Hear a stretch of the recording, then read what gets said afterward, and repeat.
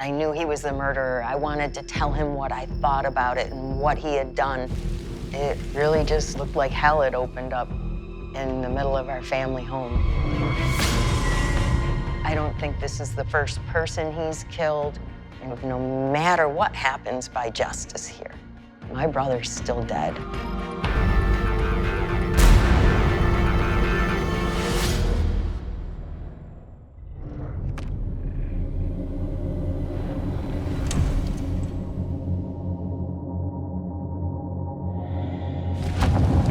There just were no words. My brother, one of the most significant people in my life, was gone. The person who really knew me better than anybody else.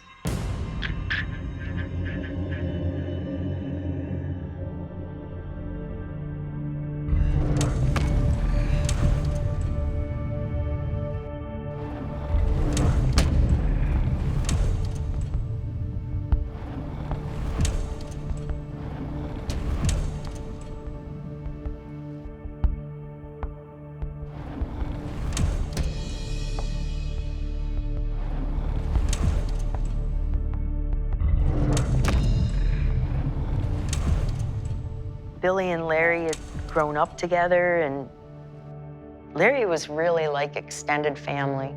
I don't think Billie ever in a million years thought Larry would have done something like this.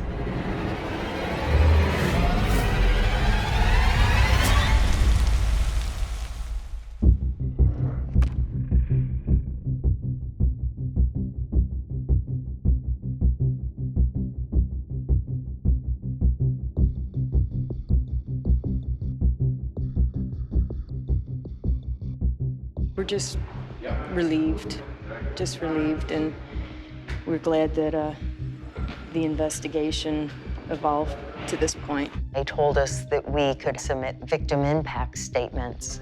I had really wanted to confront Larry all along because I knew he was the murderer. I wanted to tell him what I thought about it and what he had done. I never saw him lift a fist, Tutt said.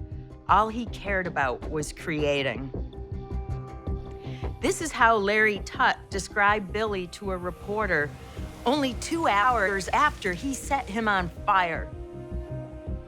With the victim impact statement, you really are able to share your perspective. You're able to share things that you'd never be able to say during the trial. It is clear that Larry will lie, manipulate, and exploit at every opportunity. Larry Tutt knew long before this fire that someday Billie's life would be his way out of taking responsibility for his own crimes. He was too cowardly to put anything of his own at risk for his own deeds. It wasn't about just Larry. It was talking to the judge about what happened. But I also knew Larry would be there and would hear it. I'll be damned if any one of us will let Larry steal our lives too. So instead of vengeance, we pray for Larry to be blessed with a conscience so he can feel for himself all the pain he has created. If this crime doesn't deserve a mandatory life sentence, what crime does?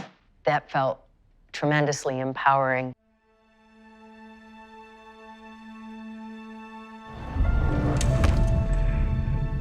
Even though the outcome was what I'd hoped and prayed for, my brother's still gone. There was still a feeling of depression, like something hitting you all over again. And I don't think that I really started grieving until after that sentencing, until after reading that victim impact statement. You get so caught up in the fight for justice that you lose track of no matter what happens by justice here. My brother's still dead. Once somebody's gone, there's no way that you can replace them. But, you know, I still feel Billie here. This is always home. And, you know, even though he's been gone 20 years, in some ways I feel like I have continued to get to know him. I mean, The good and evil in the world, they coexist, but they don't stop each other from being what they are. And I'm not gonna let Larry Tutt stop me from enjoying the beauty of this world. One of the things that I became very involved with after Bill's murder was engaging and reaching out to other people who had lost loved ones to murder. I was having a hard time with my life and trying to figure out how to pull things together and how to be okay again. And I had been online and met a lot of other survivors online on some message boards, chat rooms, and I found myself saying a lot of the similar things over and over, and I had a lot of friends who were saying, you know, you should write that down. And then I realized, I'm gonna have to write this book.